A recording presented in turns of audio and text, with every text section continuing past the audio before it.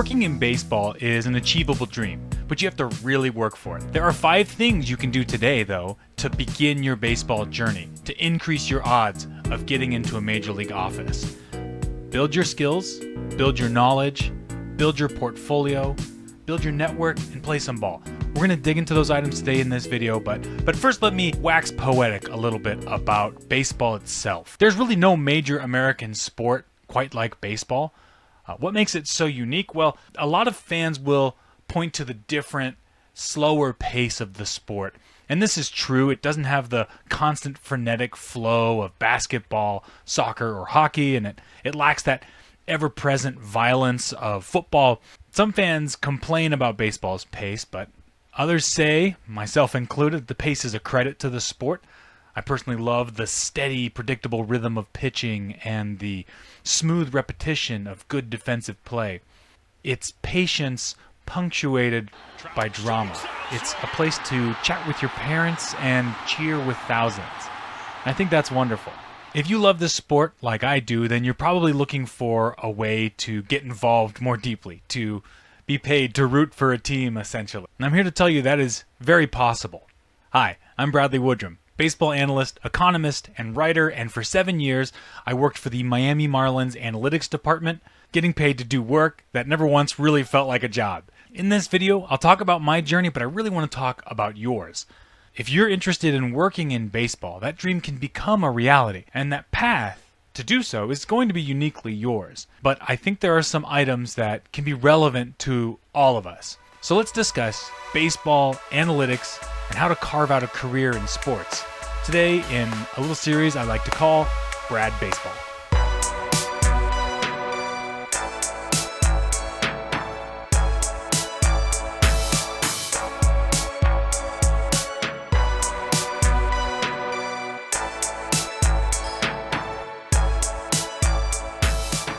Getting back to that question, what makes baseball unique?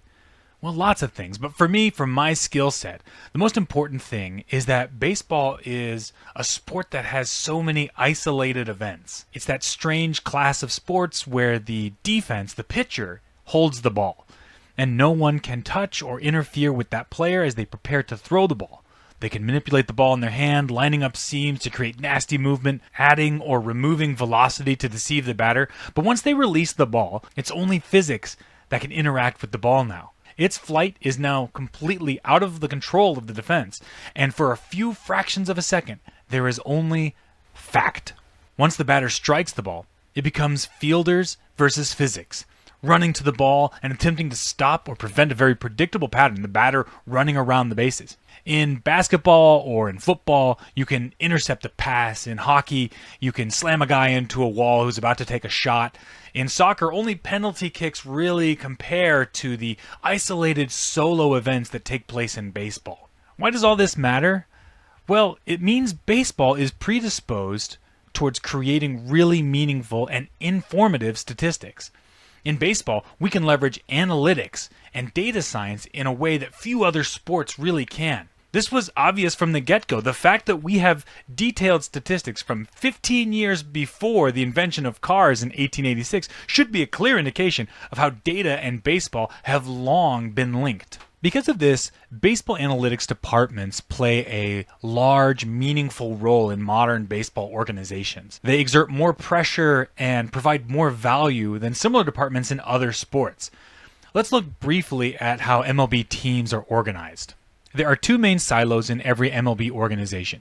There is baseball operations, or baseball ops, and there is business ops. The business ops side is focused on selling tickets, running payroll, selling ads, and running community events. Their currency is, well, currency, money, dollars or yen or won. This is obviously a critical part of any successful business, but unfortunately it's not the space that I was working in, so I can speak less authoritatively about the business operations side of the teams, but I can speak a lot more about baseball ops. Baseball ops is where I worked. How the different departments in these silos are named may differ, but generally, baseball ops is going to include front office staff, which would be the general managers, assistant general managers, and their support staff. That will also include the analytics or R&D department as well.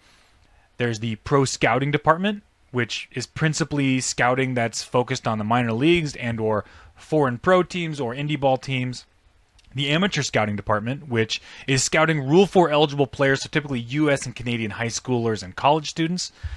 The international amateur scouting department, which is principally scouting 13 to 18-year-olds in the DR in Venezuela, but also Cuba, Colombia, Mexico, and the Bahamas, and so on. The player development department, which is everything to do with the club's own minor leaguers. That's going to include the coaches, the training staff, the strength and conditioning staff, video managers, maybe affiliate level analysts, depending on the club or how far in the future you're watching this video. So working in baseball can take many forms. My experience was principally in the analytics department, but my role also had me intersecting a lot with player development. In my final season, I actually was the lead in hiring 8 of the affiliate level analysts and served as their supervisor. The typical pipeline for the industry goes through one of 2 major entry points. Either you're a pro player who often has near exclusive access to coaching and scouting jobs, or you enter as an intern or associate. These are typically people paid minimum wage, plus maybe a housing stipend, and are often recent college graduates with either 1 to 2 years of work experience or potentially a master's degree. Now, this industry process, disproportionately favors male candidates who compose almost the entire corpus of professional baseball players, and who, because of disparate fashion expectations, medical expenses, and cost of living expenses, often called the pink tax for women, can more readily afford to live on a minimum wage pay rate. Add in that the analytics side is almost exclusively hiring STEM candidates, and STEM graduates skew male. You end up with severe industry momentum that makes housing a real problem for female candidates when all of their coworkers are male and they may not wish to room with a male candidate, and typically interns are expected to room together because they aren't paid enough to afford their own housing. Most of these teams are also based in obscenely expensive metropolitan areas. This means that male candidates and candidates with pre-existing wealth will not only be more likely to accept these internship roles, but they are also simply more likely to apply to them in the first place. We had multiple instances in my 7 years with the Marlins where candidates had to withdraw themselves from consideration when they discovered the role paid minimum wage. I myself, with a wife and a kid, did not proceed with 2 other clubs that I was in process with when it became clear that I was not going to be able to cover living expenses, and my wife was also going to lose her job in the process just for an internship, which had no guarantee of full-time employment afterwards. At one point, the problem of intern pay grew so obnoxious to me that I composed a very much unasked for treatise to the CEO of the team, begging for interns to be paid a living wage. I was told the business side, business ops, did not have issues recruiting diverse candidates for their entry-level positions. So maybe the STEM component here does play a pretty big role, but nonetheless, the system is certainly not tilted in favor of what I would call normal folks. Maybe it's better on the business ops side, though. It's not too long ago that the industry was universally doing unpaid internships, so yay, progress. They are paid now. I consider myself a firm believer in labor rights, and one of the very frustrating things in the modern American culture is the secrecy we've built up around salary and compensation. Other cultures around the world do not have the same phobias about sharing one's income level, but we need to understand that salary information is power. And when we refuse to talk about it, we deliver that power to employers, and we take away that power from our coworkers and from ourselves. They all know all of our salaries, but we don't know each other's salaries. That's a problem. So it makes it easy for them to exert pressure against you individually or against any worker, insisting that you're asking for too much pay when in reality you might be making far less than your equivalent colleagues. So consider this me doing my part at the risk of potentially hurting myself in future negotiations. I'm going to tell you my full salary history leading up to my career in baseball so that we have a clear-eyed understanding of what income in baseball looks like, at least for one person working for one team. And because of my former career as a government contractor, I have a pretty strong sense of what I would be making otherwise if I had stayed in the industry I was previously in or in other industries that might be comparable. So in 2014, I was making $47,000 in modern 2024 dollars as a financial analyst with 2 master's degrees. In 2017, I got a new job as an economist, and I was making $91,000 in modern dollars. And in 2018, I was hired by the Marlins.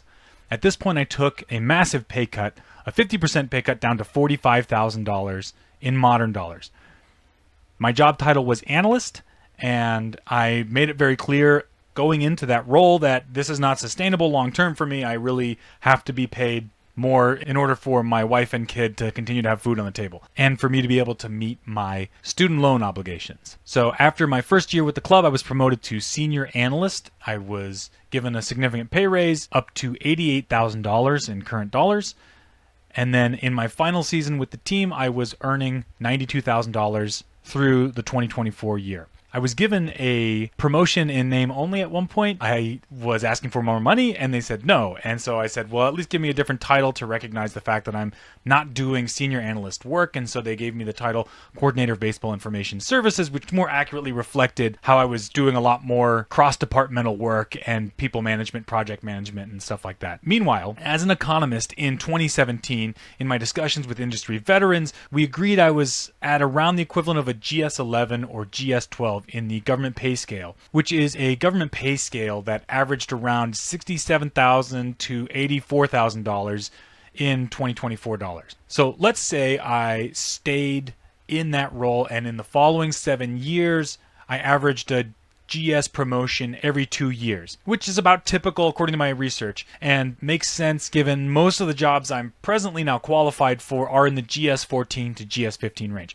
At minimum, GS14s are paid $105,000, and at the high end, GS15s make $160,000. A midpoint around $130,000 means that by letting the Marlins pay me $92,000, I was leaving 30% of my paycheck on the table for the privilege of working 70 to 100 hours a week. I imagine there are some fancy Silicon Valley types who had to pull their Bugatti to the side of the road to re-listen to those salary numbers again to make sure they heard them correctly. Indeed, there are industries and places in this country where you can make way, way, way more money, but most folks will be pretty dang happy around $90,000, assuming they don't have, I don't know, like $200,000 of college debt. If the baseball industry still sounds exciting to you, let's go ahead and dig into these 5 actionable items, which are geared towards the baseball analytics side of this equation, but honestly, they're relevant for most any kind of work in the industry, as well as really work life in general. So let's dive in. Depending on the exact path you're going down, it's important to remember you need to have excellent comfort with the skills that are necessary for your field. In some industries, it might be enough to check the boxes in the required skills section on a job application, but in baseball, you have to remember that we, the Miami Marlins, one of the youngest, least successful franchises, averaged over 100 applications per day for any job posting we had in analytics.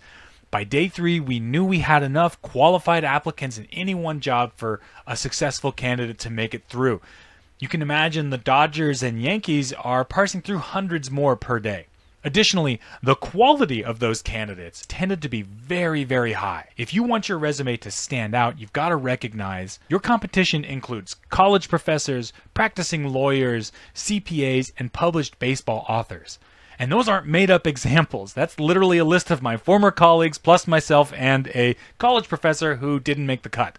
So merely having taken a class, say in statistics or coding, will not be enough. In terms of something you can do today, I would recommend building up and improving your coding ability.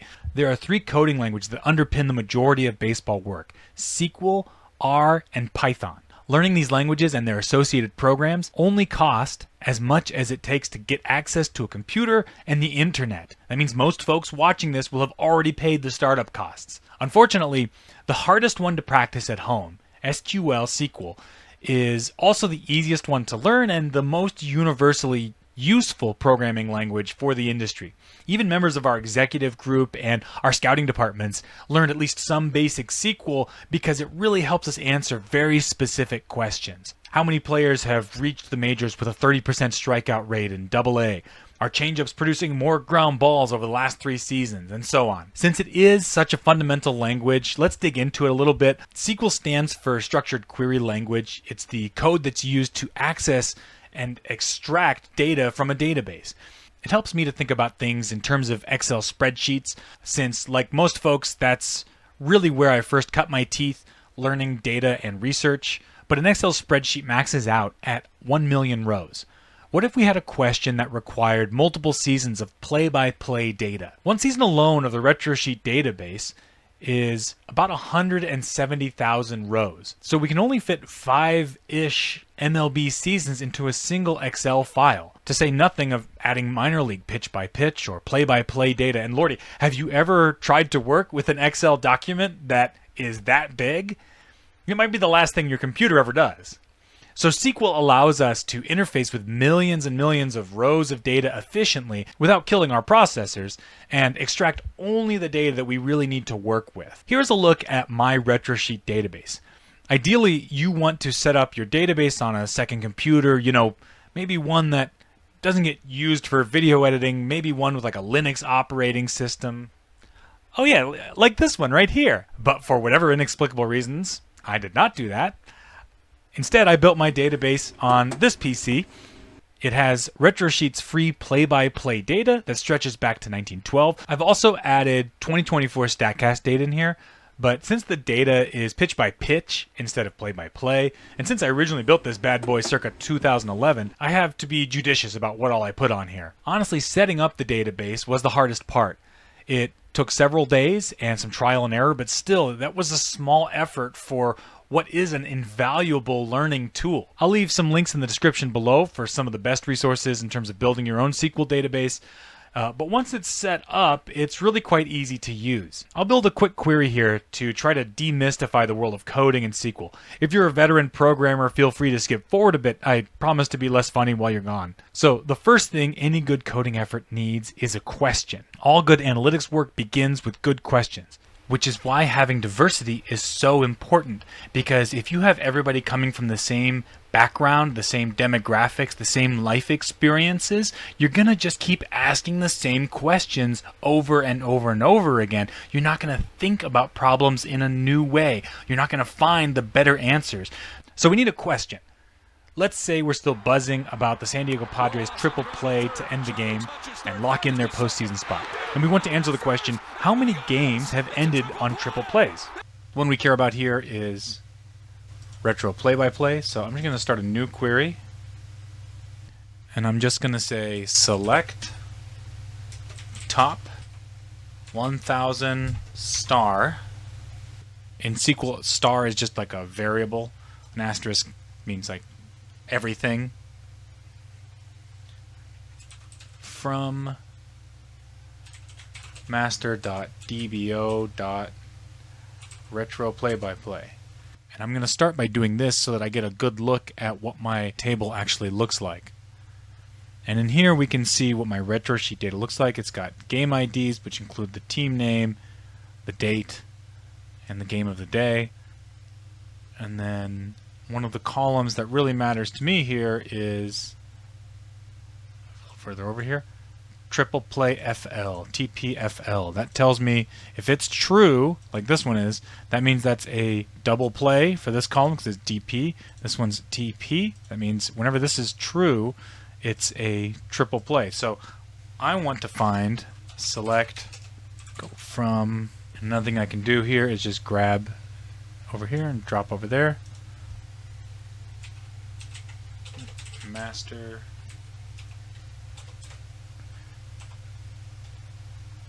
I want this query to only show one row for each record or for each game, so I'm going to choose distinct in here.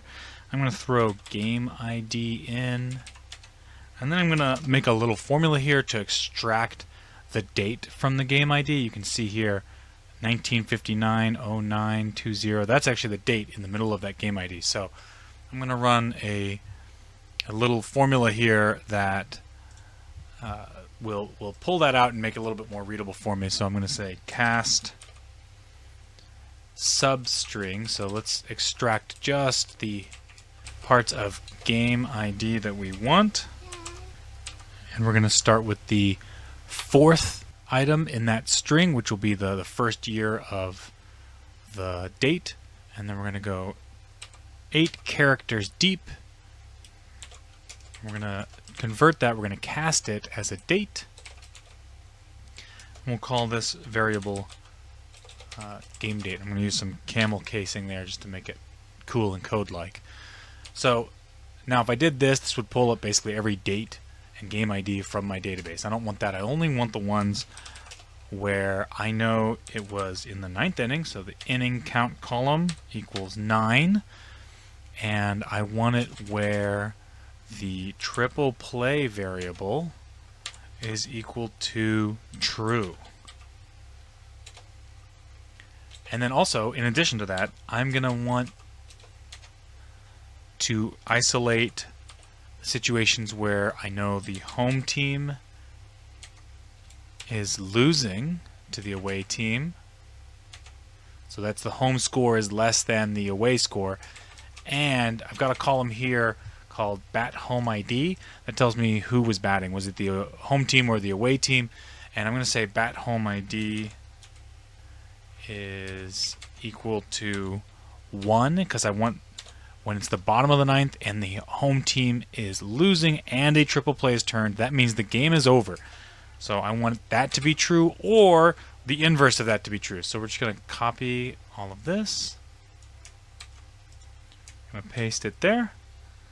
Close that parenthesis, and I'm going to swap these numbers around. So that's going to be, I want the away team batting, I want the home team winning.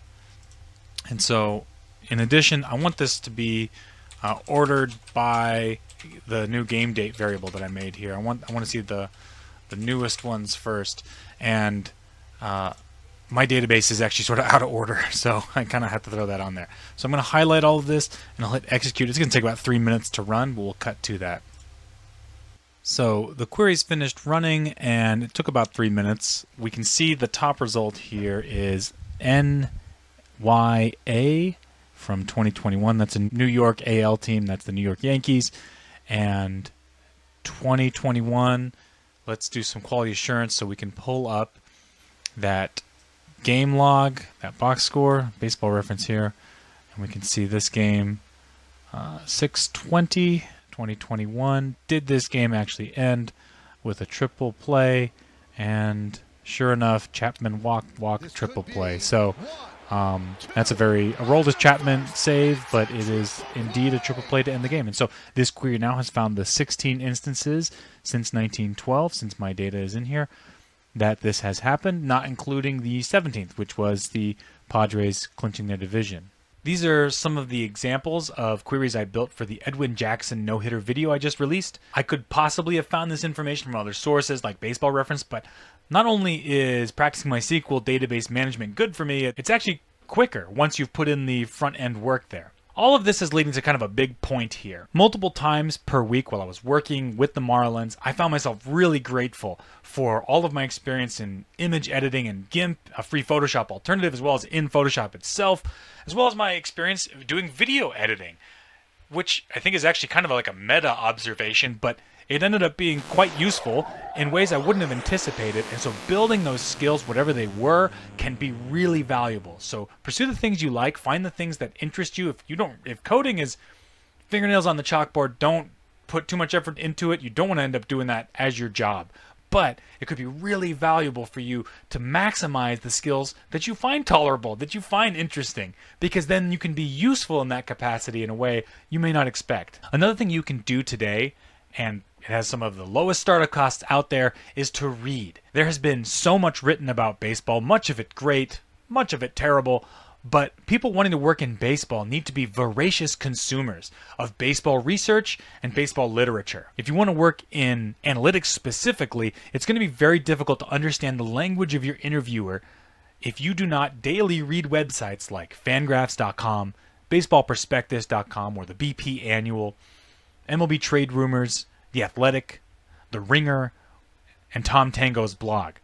Full disclosure, I have worked for Fangraphs, MLB Trade Rumors, and Baseball Prospectus in the past, and I am currently contributing to the 2025 Baseball Prospectus Annual. They're not compensating me for putting them on this list. But hey, they probably should, huh? Hello, yes, I'd like to speak to a money lawyer. There are many other sites I recommend, and I'll link them below. I also recommend using an aggregator tool to help you know when sites get updated and to keep track of the ones that you've read. I loved Google Reader before Google realized there was no money in collecting RSS feeds, rest in peace, Sweet Prince. But since then, I've used Feedly, and it works fine. I'm sure there's others out there that can do the trick. RSS feed aggregators like Feedly just make keeping up to date easier, giving me one website or app to visit while also keeping track of what I have and haven't read. Best of all, Feedly is free, or at least I've been able to dodge their collection goons for 11 years, and either way, I'm happy to give them a smidge of free advertising as a result. In addition to online content, there are several essential books I would recommend. Your local library may have a few of these, but the odds are a bit slim. That said, this is where there is a pretty big return on investment. The book by Tango, MGL, and Andrew Dolphin is still a hallmark essential book. It is impossible for me to recommend this book enough. In my time working for the team, there were multiple times where I had to flip through the worn pages of my personal copy to reference some process or metric they use in the book. This is the book that I would take to family outings and the grocery store when I was reading it for the first time. It's a very essential book. Future Value by Eric Longenhagen, Keith Law, and Kiley McDaniel is also an excellent book. It gives you a good holistic view of MLB operations, and it includes valuable salary information, though it would need to be adjusted for inflation. It was published originally in 2020. The industry has definitely changed structurally a bit since that book was written. The minor leagues specifically have gotten a lot smaller, which has resulted in kind of a rebalancing of PD staffs.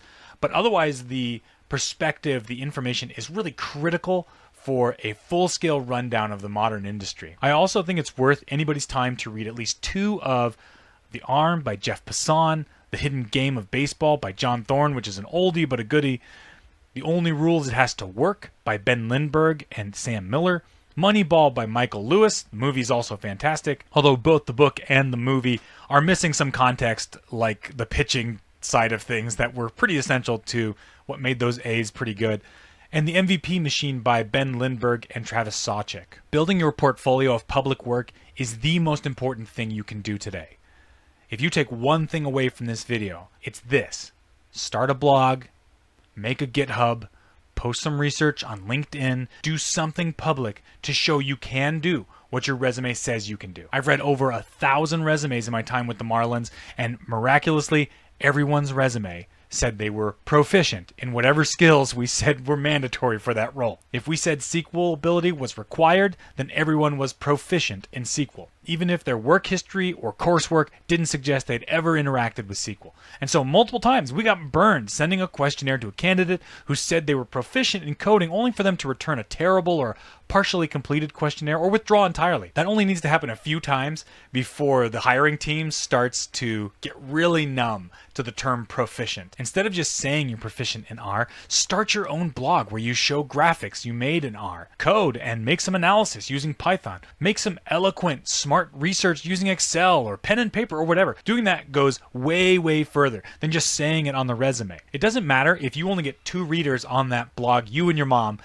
because I guarantee you, if you put it on your resume, you're going to get a 3rd reader. I started reading every single portfolio, every single link that was in a resume. I found that to be so much more instructive when I was looking at resumes than the resume itself. Many times I came across abilities we needed that the candidate didn't even mention in their resume. Eventually I realized some candidates had GitHub sites but didn't include them in their resume, so I would dig through their LinkedIn accounts and their public social media accounts, sometimes finding messy code snippets they probably wish I hadn't found. So that kind of forms the second part of this. 1, build your public portfolio, but 2, make sure you're proud of the work that's out there in the public. Make sure you are happy with what it looks like. I started writing about baseball as a graduate student, starting a cruddy little blog with my buddy called Cubs Stats. We had like 10 readers per article, but eventually that built up a body of work that enticed the D-Rays Bay blog, which covered the Tampa Bay Rays, and I got an unpaid gig writing for them. Eventually that led to a paid gig, just $5 per article for Fangraphs. And that led to more and more gigs, including an opportunity to do research for MLB trade rumors, where I was able to do research into a machine learning algorithm to predict Tommy John surgery. That process took 10 years from start to finish, often getting paid pennies per hour. It's not the path most folks would prefer, and certainly not one I can recommend, a 10-year internship, but I also was doing it simply because I loved it. I wasn't doing it for the money. I needed to do it, or I would have figuratively, literally exploded. In the course of that, though, I wrote many articles I was not very proud of, wrote research that is fingernails on the chalkboard to me now, used language that I guess I thought was cool when I was 23 or so, but now just kind of physically hurts to read. Unfortunately, the blessing and curse of writing for major sites like Fangraphs means that I don't have editorial control over what is and what isn't out there, and that means I can't unpublish or tweak my old stuff.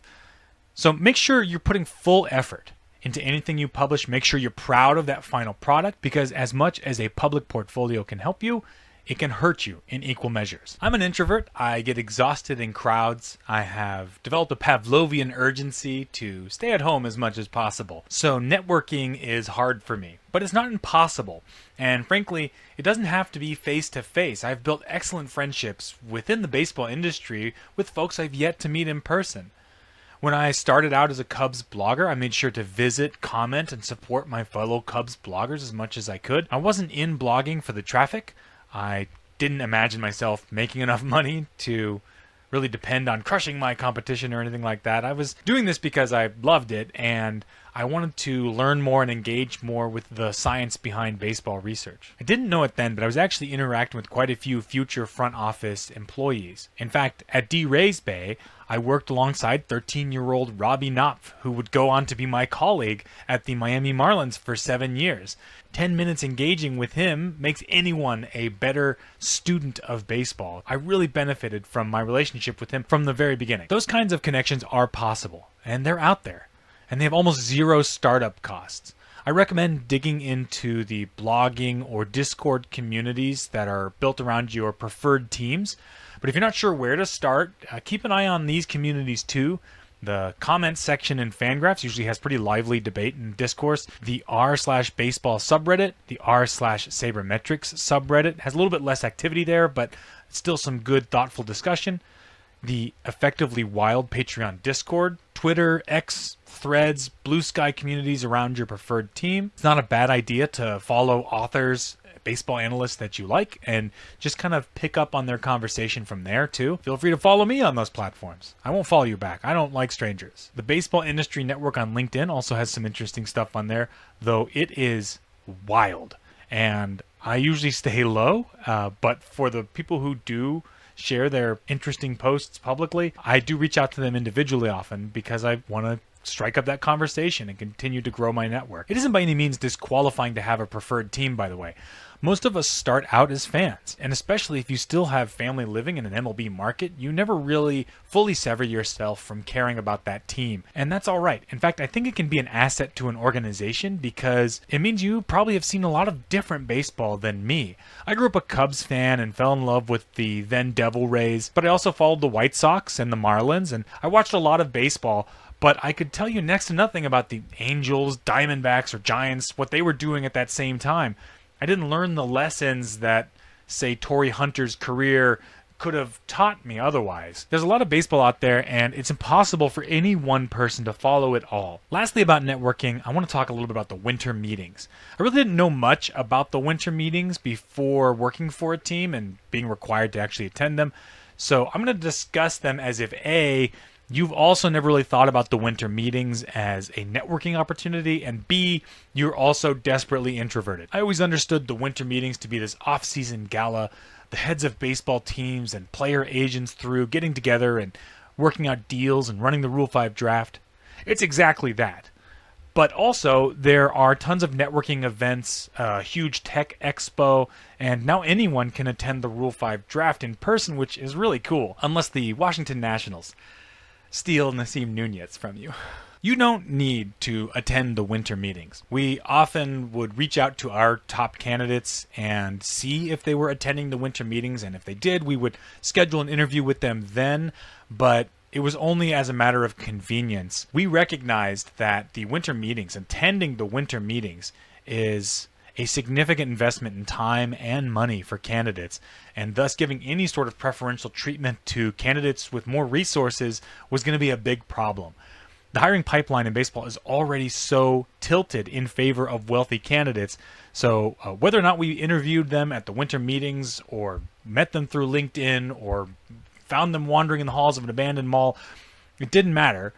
We did not let that affect our rubrics, our perceptions of them as a candidate. The winter meetings can be a really useful way for other typically extroverted candidates and baseball enthusiasts to meet with each other and grow that network, see some big names of the industry, and potentially chat up some folks who actually do work for teams like myself in the past, but it is very much a luxury, not a requirement. The last item is so simple but so critical. Play some baseball.